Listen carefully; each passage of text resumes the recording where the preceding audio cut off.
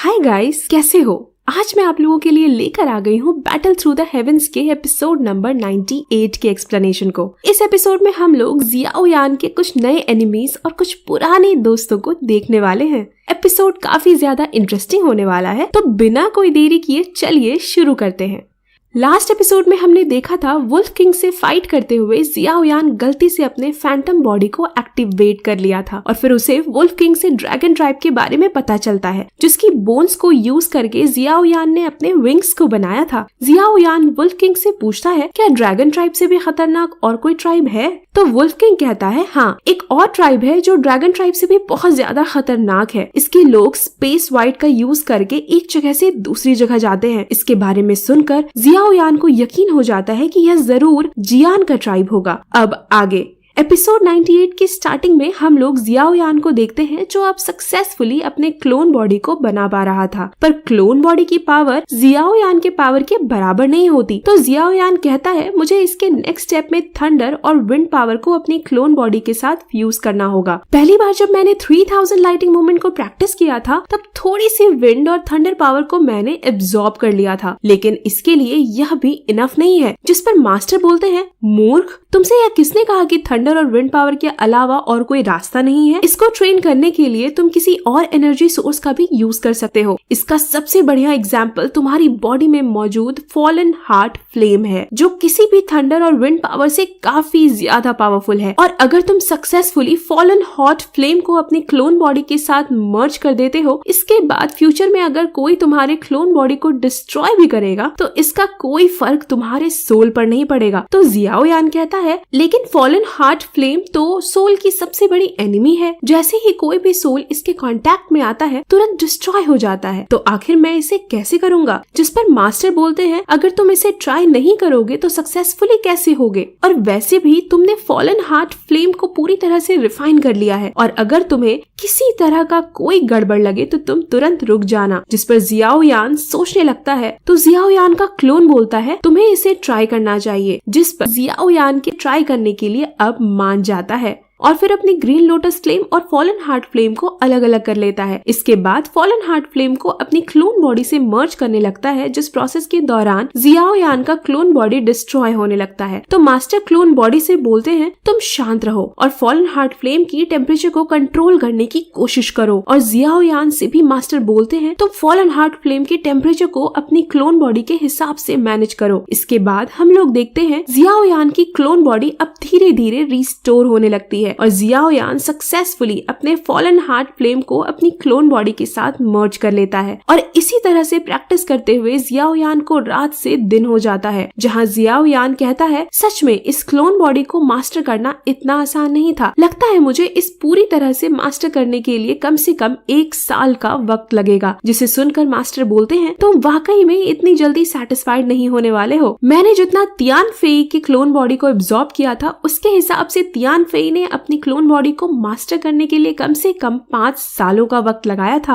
और तुम तो 1 मंथ में उसके बराबर हो गए हो, लेकिन फिर भी सेटिस्फाइड नहीं हो। तो जियाओ यान हंसने लगता है और सोचता है, लगता है मैं कुछ ज्यादा ही जल्दी कर रहा हूँ। इसके बाद मास्टर बोलते हैं, तियान मेई माउंटेन के ओपन होने का टाइम हो गया है। मुझे यकीन है काफी सारे लोग वहाँ आ गए होंगे, और अगर तुम जल्दी नहीं निकले तो मुझे डर है कि तुम लेट ना हो जाओ। तो जियाओ यान अपने फेस को कवर करके तियान मेई माउंटेन की ओर आगे बढ़ने लगता है, जहाँ रास्ते में मैप की मदद से तियान मेई माउंटेन की ओर आगे बढ़ रहा था। फिर हमें थोड़ी देर बाद जियाओ यान को दिखाया जाता है, जो कि फाइनली तियान मेई माउंटेन पहुंच जाता है, जो कि वाकई में काफी ज्यादा ब्यूटीफुल था। जिसे देखकर जियाओ यान कहता है, तियान मेई माउंटेन अपने नाम को डिजर्व करता है। इसके बाद जब जियाओ यान नीचे उतर के कहता है, अभी काफी लोग खुद को छुपाए हुए हैं। जियाओ यान को देखकर कुछ लोग बात करने लगते हैं कि एक के बाद एक लोग यहाँ आए जा रहे हैं। अब पूरा माउंटेन लोगों की भीड़ से भर गया है। जिस पर दूसरा बंदा बोलता है, तियानशी ब्लड पूल पूरे 3 साल में बस एक बार के लिए ओपन होता है, जिसके अंदर कौन नहीं जाना चाहेगा। जिस पर दूसरा बंदा बोलता है, तुम सही कह रहे हो। और तभी वहाँ पर एक क्रेन की आवाज सुनाई देती है, जिसे देखकर कुछ लोग कहते हैं, यह तो नॉर्थ पवेलियन से मिस फैंग है। नॉर्थ पवेलियन का नाम सुनकर जियाओ यान भी मिस फैंग की ओर देखने लगता है, जहाँ वह लोग कह रहे थे कि नॉर्थ पवेलियन के यंग जनरेशन में मिस फैंग के नॉर्थ पवेलियन का मास्टर बनने का चांस सबसे ज्यादा है।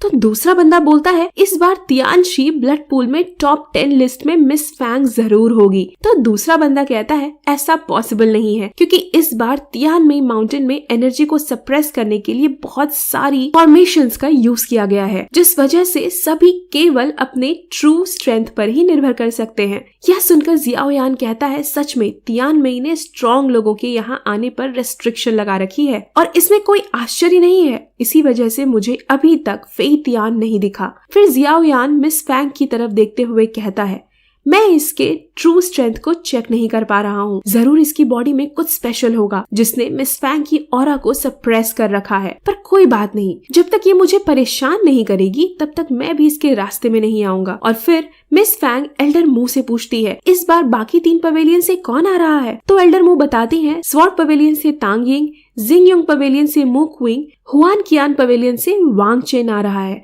यह सुनकर मिस फैंग कहती है लगता है इस बार का ब्लड पूल बैटल काफी ज्यादा इंटरेस्टिंग होने वाला है। जिस पर एक एल्डर कहता है मास्टर ने आपको अलर्ट रहने के लिए बोला था और अपनी नजरों को अपनी टारगेट पर रखने के लिए, क्योंकि इस बार तियानमेई माउंटेन ने काफी पावरफुल वॉरियर्स को अपनी ओर अट्रैक्ट किया है। जिस पर मिस फैंग कहती है एग्जाम्पल के लिए जियाओ यान, जिस पर वह एल्डर बोलते हैं मिस फैंग आपको भी जियाओ यान के बारे में पता है, यह बंदा नॉर्थ पेविलियन के मास्टर से बच के निकल गया, तो इसे हमें कम नहीं समझना चाहिए। जिस पर मिस फैंग कहती है जियाओ यान तो बस दूसरों की पावर को यूज करता है और वैसे भी तियानमेई माउंटेन के अंदर एनर्जी की लिमिट है, जिस वजह से जियाओ यान ब्लड पूल तक नहीं पहुंच सकता। जिनके पास ट्रू स्ट्रेंथ होगी वही तियानशी ब्लड पूल तक जा सकता है, जिसके बाद तियानमेई माउंटेन का पोर्टल ओपन होने लगता है, जिसे देख जियाओ यान कहता है फाइनली, और फिर बाकी सभी लोग जो यहाँ छुपे हुए थे वह सब भी बाहर आ जाते हैं और पोर्टल को ओपन होता देख शॉक हो जाते हैं। इसे देख जियाओ यान कहता है सच में यह सीन काफी ज्यादा ब्यूटीफुल है, और फिर कहता है चलो देखते हैं इस बार मैं यहाँ कौन सी रैंक को अचीव करता हूँ। इसके बाद सभी लोग पोर्टल के अंदर जाने लगते हैं और इधर मिस फैंग दोनों एल्डर को बाहर रोकने के लिए कहती है और फिर अकेले वह भी पोर्टल के अंदर काफी तेजी से चली जाती है, जिसे देख कुछ लोग कहते हैं यह तो मिस फैंग है ना, इनकी स्पीड काफी तेज है। तभी जियाओ यान उनके बीच से काफी तेजी से मिस फैंग को भी पीछे छोड़ते हुए उनसे भी आगे निकल जाता है, जिसे देख मिस फैंग बोलती है तुम मुझसे आगे जाना चाहते हो, और जियाओ यान पर अटैक करना शुरू कर देती है। तो जियाओ यान बड़ी आसानी से उसके सारे अटैक्स को डॉच कर लेता है और कहता है मिस फैंग आपकी हेल्प के लिए धन्यवाद, और फिर 3000 लाइटिंग मूवमेंट का यूज करते हुए काफी तेजी से आगे निकल जाता है, जिसे देख मिस फैंग भी पहचान जाती है कि यह तो 3000 लाइटिंग मूवमेंट है, और फिर वह भी काफी तेजी से जियाओ यान के पीछे चली जाती है। और इधर हम लोग जियाओ यान को देखते हैं जो कि एक जगह पर रुका होता है, पर तभी जियाओ यान पर अटैक होने लगते हैं। तो जियाओ यान अपनी फ्लेम का यूज करके वहाँ पर एक ब्लास्ट क्रिएट करता है। इसके बाद वहाँ पर मिस फैंग और काफी सारे लोग आ जाते हैं, जिसे देख जियाओ यान कहता है मैं तो बस तुमसे आगे जा रहा था, पर तुमने तो मुझ पर अटैक करना शुरू कर दिया। फेंगलिन पवेलियन से मुझे और कोई उम्मीद भी नहीं थी। तो इस पर मिस फैंग बोलती है तुमने मेरी फेंगलिन पवेलियन के 9 हेवन थंडर प्रिजन को ब्रेक किया, और सिर्फ इतना ही नहीं बल्कि मास्टर फेई तियान के हाथों से भी तुम बच के निकल गए। तुम में जरूर कोई बात है। क्यों, मैंने सही कहा ना? जियाओ यान का नाम सुनकर सभी लोग शॉक हो जाते हैं और कहते हैं यह वही जियाओ यान है जिसने शेन यून को किल किया था। जिस पर जियाओ यान मिस फैंग से कहता है तुम फेंगली पवेलियन के लोग इसी को डिजर्व करते हो, और फिर मिस फैंग से कहता है अगर तुम्हें उनका रिवेंज लेने में मेरी मदद चाहिए तो मैं जरूर करूंगा। मतलब कि यहाँ जियाओ यान मिस फैंग को इनडायरेक्टली चैलेंज कर रहा होता है। तो मिस फैंग कहती है तुम सच में बहुत घमंडी हो, पर अभी के लिए मेरे पास तुम्हारे साथ टाइम वेस्ट नहीं करना है, इंतजार करो जब तक मैं तियानशी ब्लड पूल तक नहीं पहुंच जाती, जिसके बाद मैं तुम्हारे साथ अपने सारे मैटर को देख लूंगी। पर अभी के लिए चलो देखते हैं सच में तुम्हारे पास इतनी स्ट्रेंथ है कि तुम तियानशी ब्लड पूल तक पहुंच भी सकते हो या नहीं। इसके बाद में मिस फैंग वहाँ से चली जाती है, तो जियाओ यान भी वहाँ से चला जाता है, और वहीं पर हम लोग देखते हैं एक लड़की को जिसका फेस अभी के लिए हमें नहीं दिखाया जाता, पर वह काफी ज्यादा गुस्से में होती है। इसके बाद नेक्स्ट सीन में हम लोग जियाओ यान को देखते हैं जो कि एक माउंटेन के पास आकर कहता है यहाँ से किधर जाना है, मुझे कुछ समझ में नहीं आ रहा है, ऊपर से यह मैप भी काम नहीं कर रहा है। तभी जियाओ यान को एक आवाज सुनाई देता है, जिसके बाद जियाओ यान उस डायरेक्शन में जाने लगता है जिधर से वह आवाज आया होता है, जहां जियाओ यान एक टियर 6 के स्पिरिट बीस्ट को देखता है। जो कि एक वॉरियर से फाइट कर रहा था और वह वॉरियर अपने एक ही अटैक में उस टियर 6 के स्पिरिट बीस्ट को मार देता है। और फिर वह बंदा जियाओ यान से पूछता है, क्या तुमने सब कुछ देख लिया?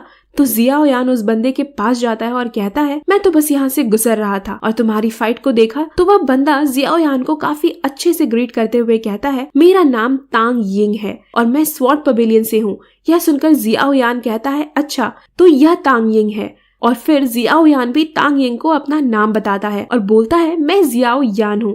यह सुनकर तांग यिंग पूछता है, वही जियाओ यान जिसका फेंग ली पवेलियन के साथ कॉन्फ्लिक्ट चल रहा है? तो जियाओ यान बोलता है, हाँ वो बस एक छोटी सी फाइट थी। तो तांग यिंग बोलता है, अगर छोटी सी फाइट होती तो नॉर्थ पवेलियन का मास्टर खुद इस मैटर में इंटरफेयर न करता।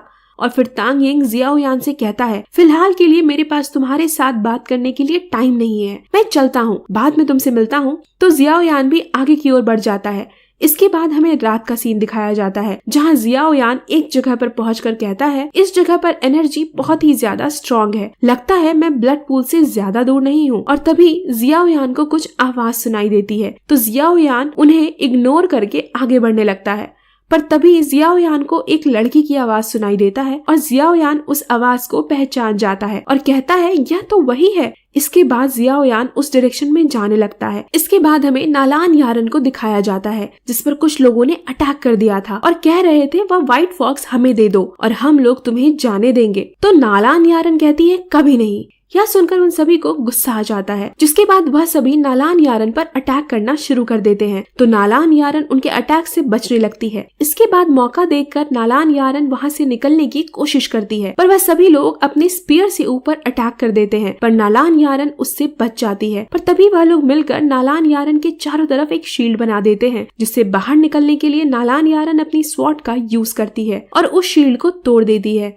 पर तब तक काफी देर हो चुकी थी, क्योंकि उन सब ने अर्थ ड्रैगन को समन कर लिया था, जिससे वह लोग नालान यारन पर अटैक कर देते हैं। तो वह उसे रोकने की कोशिश करती है पर रोक नहीं पाती।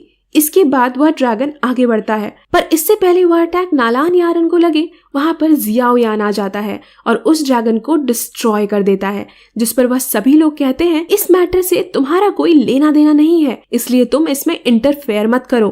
तो जियाओ यान कहता है, इतने सारे लोग मिलकर एक लड़की को परेशान कर रहे हो, क्या तुम्हें शर्म नहीं आती? और इसी के साथ यह एपिसोड यहीं पर एंड हो जाता है। आप लोगों को यह एपिसोड कैसा लगा कमेंट में जरूर बताना। मेरे लिए तो ठीक था। एपिसोड 99 बहुत ही ज्यादा इंटरेस्टिंग होने वाला है, तो अगर आप लोग उसे मिस नहीं करना चाहते तो चैनल को सब्सक्राइब जरूर करना। मैं आपसे मिलती हूँ नेक्स्ट वीडियो में।